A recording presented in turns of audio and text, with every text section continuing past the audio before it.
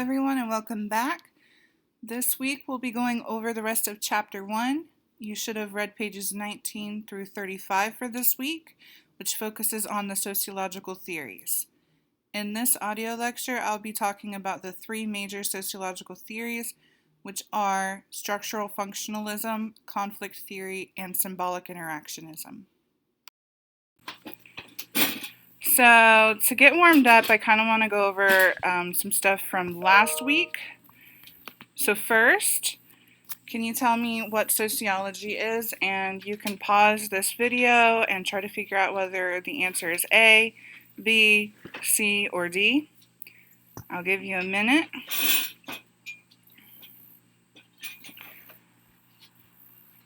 Okay, so the actual answer for this question is D. Sociology is the scientific study of society and social behavior. Hopefully you got that right. Our second question, the sociological imagination gives us a way to look at the world beyond our own personal experience. Is it true or false? Again, you can pause the video and I'll give you a minute to think about it. So the answer for this question is A, true.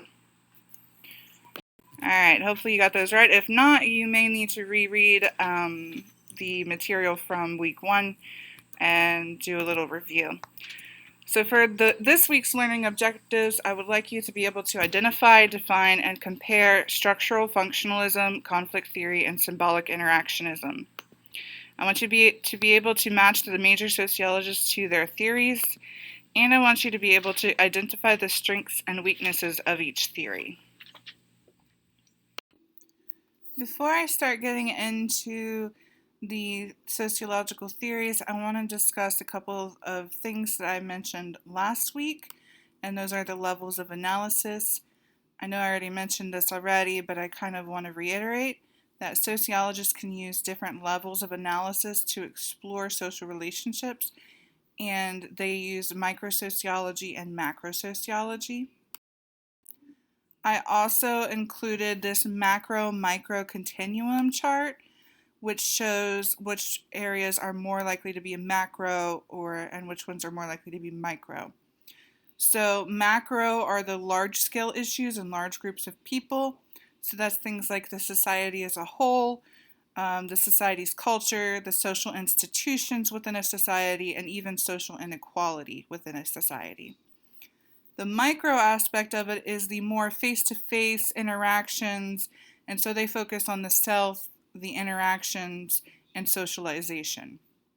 An example of microsociology would be examining the way college students in one particular dorm interact with each other when they play video games.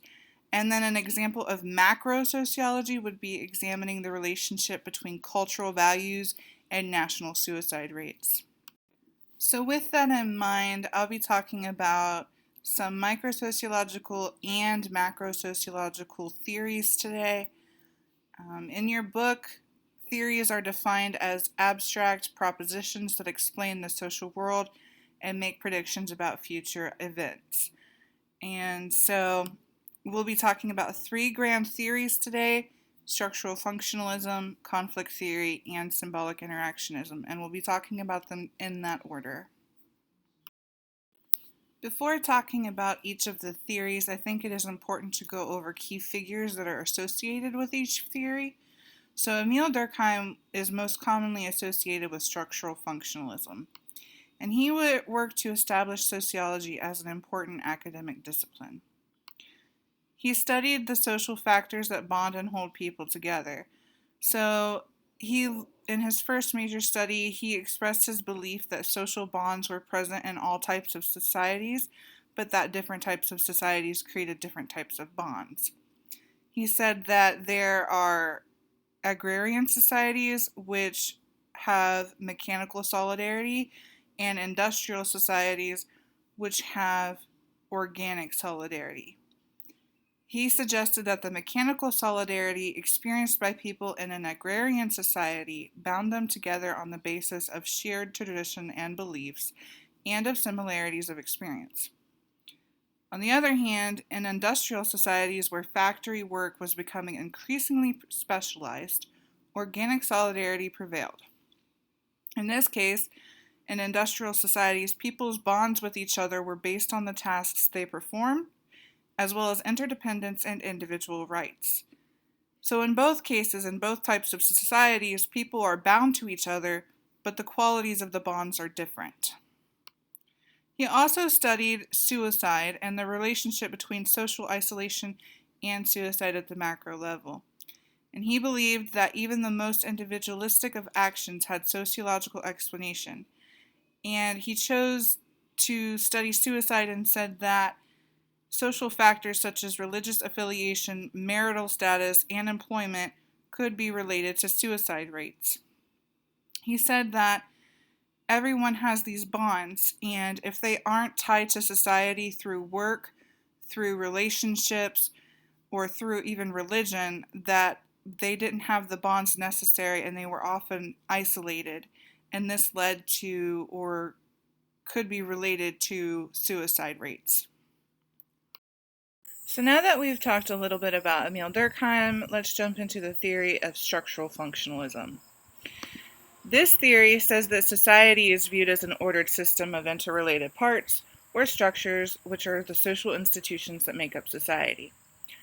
So essentially, these social institutions, such as family, education, politics, and the economy, they are ordered and they help our society function. They meet the needs of society by performing those specific functions for the whole society. So the main principles of this paradigm is that society is stable and ordered, that each structure has its function, and that there are different types of functions. There are manifest functions and latent functions. The key word here is function. So according to this theory, everything in our society has a function or a purpose.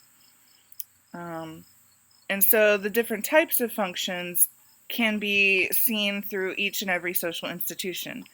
Manifest functions are the recognized and intended consequences of any social pattern to produce beneficial outcomes. These functions are generally expected from the social institutions to be fulfilled. So if we look at the social institution of education, a manifest function would be to provide children with the skills and knowledge necessary to live and work in our society. Teachers educate our children about reading and mathematics to provide them with the intellectual framework that they need for them to work. And we also know that reading and mathematics are seen as the most important elementary school subjects, since schools often schedule them in prime time mornings, whereas science and history are scheduled in the afternoon. So that's manifest functions. Latent functions, on the other hand, are the functions that are unintended or unrecognized consequences of any social pattern. So these functions are present, but they're not immediately obvious. So if, again, we look at the social institution of education, a latent function would be the hidden curriculum of school, which consists of informally and unintentionally taught social behavior. For example, children learn early on that they cannot behave the same way with their peers as they do with their teachers. They learn to be passive, and students learn to be on time for school, and they also learn that they need to respect authority figures.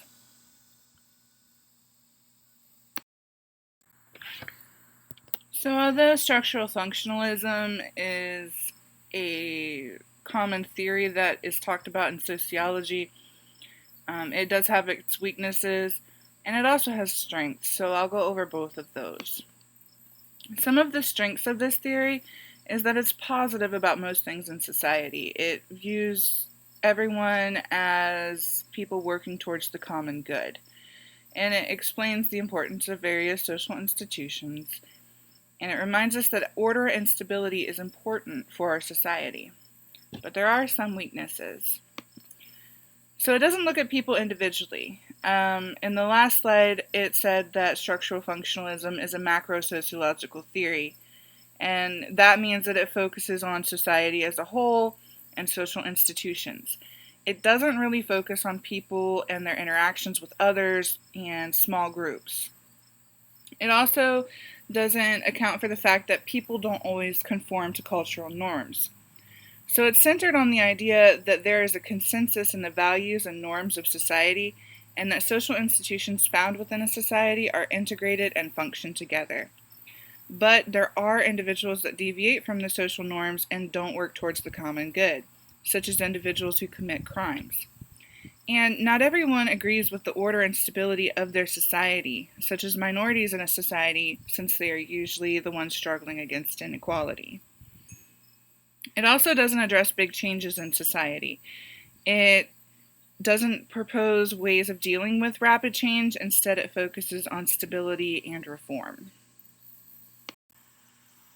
So moving on, we will talk about conflict theory, but before I jump in, we'll talk about Karl Marx, who came up with this theory. He was a German philosopher and political activist who contributed to the theory, as I said, and he recognized that capitalism created social inequality between the bourgeoisie, or the individuals who owned the means of production, and the proletariats, or the workers. And he believed that inequality leads to class conflict. So he essentially said that the workers would eventually rise up against the bourgeoisie to fight against the inequality that they faced, because oftentimes they were the poor individuals that lacked any resources and were treated very unfairly by the ones that had the production, or the means of production. Okay, so jumping into the conflict theory, this theory sees social conflict as the basis of society and social change. It is a macrosociological theory, so again, it's focusing on social institutions and large social issues. It was conceived by Marx, and so it proposes that conflict and tension are basic facts of social life, and suggests that people have disagreements over goals and values and are involved in struggles over both resources and power. It focuses on the processes of dominance, competition, upheaval, and social change.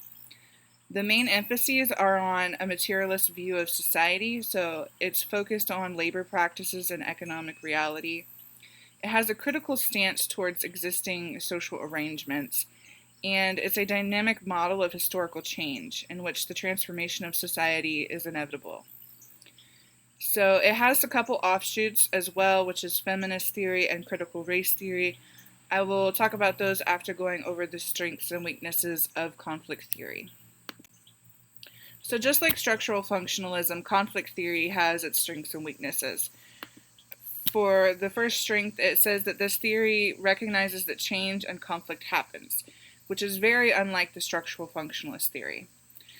The structural functionalist theory said that everything was ordered and stable and that change doesn't really happen. But the conflict theory, on the other hand, says that it's inevitable and that we will always have change and conflict because we have a conflict for power and resources and money. It also points out possible underlying reasons for those conflicts, and it is useful in understanding both the macro level of social issues, such as systemic discrimination against minority groups, and micro level personal interactions, such as those between bosses and employees. Also, like structural functionalist theory, conflict theory has its weaknesses. So, one of the strengths is that it says that change happens, but one of the weaknesses is that it sees conflict as inevitable. So it ignores the parts of society that are actually truly orderly and stable and enduring. It also assumes that people are rational and seek to maximize status at the expense of others. And it ignores the development of a new middle class. So when this theory came about, there were only two classes. There was the really poor workers and the very rich property owners. So there was no middle class at the time, and over the years now we've adapted and we've got more of a middle group, especially in the US, and most of the individuals in the US are located in this middle class. So one of the problems is now that the middle group has emerged, and it complicates this class system that Marx came up with. So as I mentioned before, there are offshoots of conflict theory, and these are feminist theory and critical race theory. Feminist theory looks at both gender inequalities in society and how gender structures the social world and considers remedies to these inequalities. And critical race theory studies the relationship among race, racism, and power. So there's a link between these theories and conflict theory. Feminist theory and conflict theory both deal with stratification and inequality in society, and both seek not only to understand that inequality, but also to provide remedies for it. And the same applies to critical race theory. So the Weberian theory is not one of the three grand theories in sociology. However, it does explain or account for how sociological theories moved from macrosociology to microsociology. And it's important to understand the timeline and how we've moved from studying big social issues to people's interactions with each other. So Weber studied how society was becoming industrialized, much like the other theorists, and he was concerned with the process of rationalization, which he said is the application of economic logic to all human activity. He had a very pessimistic view of the social forces, such as the work ethic, that shaped modern life. And he was interested in the shift from a more traditional society to a more modern industrial society. He argued that modern industrialized societies were characterized by efficient, goal-oriented, rule-governed bureaucracies. He believed that individual behavior was increasingly driven by such bureaucratic goals, which had become more important motivational factors than tradition, values, and emotions. He said that this lifestyle left people trapped by their industrious ways of life, which he called the iron cage of bureaucratic rules. So essentially, he would say that people were like a cog in the machine, essentially. They were just going to work every day, and they were focused on those ideals rather than personal values and tradition. And he had invoked an empathic understanding to describe how a social scientist should study human action. So he was very concerned with human emotions, and his work served as a bridge between early macro theories and subsequent micro theories. So in this way, he helped lay the groundwork for the third grand theory in sociology, which is symbolic interactionism. So the theorist most well known with symbolic interactionism is George Herbert Mead.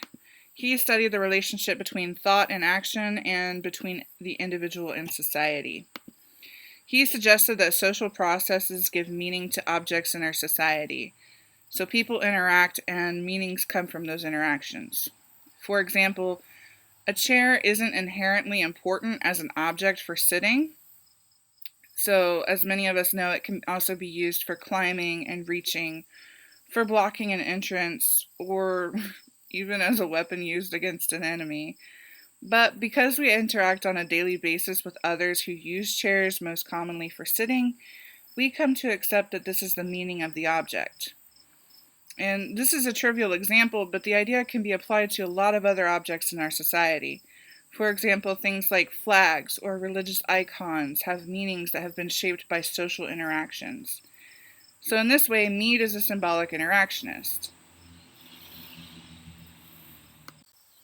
So symbolic interactionism sees interaction and meaning as central to society and assumes that meanings aren't inherent, but rather they are created through interaction.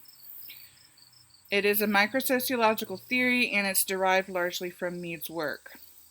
Symbolic interactionism is America's unique contribution to sociology and has proved to be the most influential perspective in the 20th century. For symbolic interactionists, society is produced and reproduced through our interactions with each other. by means of language and our interpretations of that language. Symbolic interactionism sees face-to-face interaction as the building block of everything else in society, because it is through interaction that we create a meaningful social reality. So the basic tenets of symbolic interactionism are: 1, we act towards things on the basis of their meanings. For example, a tree can provide a shady place to rest, or it can be an obstacle to building a road or home.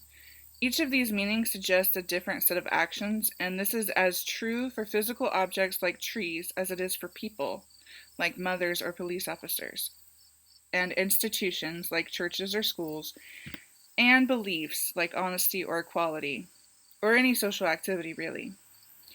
The second tenet is that meanings are not inherent, rather they are negotiated through interaction with others. That is, whether the tree is an obstacle or an oasis is not an intrinsic quality of the tree itself, but rather it's something that people must determine on their own and together. The same tree can mean one thing to one person and something else to another. And the third tenet is that meanings can change or be modified through interaction. For example, the contractor who sees the tree as an obstacle might be persuaded to spare it by the neighbor. Now the tree is something to build around rather than bulldoze. Although symbolic interactionism is focused on how both self and society develop through interaction with others, it is useful in explaining and analyzing a wide variety of specific social issues, from social inequalities of race and gender to the group dynamics of families or coworkers. And one offshoot of symbolic interactionism that I'll talk about later is dramaturgy. But first, let's go over the strengths and weaknesses of symbolic interactionism. One of the strengths is that it recognizes that we give meaning to and are influenced by our interactions with others. It sees humans as active, creative participants who construct their social world instead of passive, conforming objects of socialization. So it suggests that we create the world around us through norms and beliefs, and it underscores the relationship between the meaning of symbols and a person's behavior. In this way, certain behaviors may be predicted.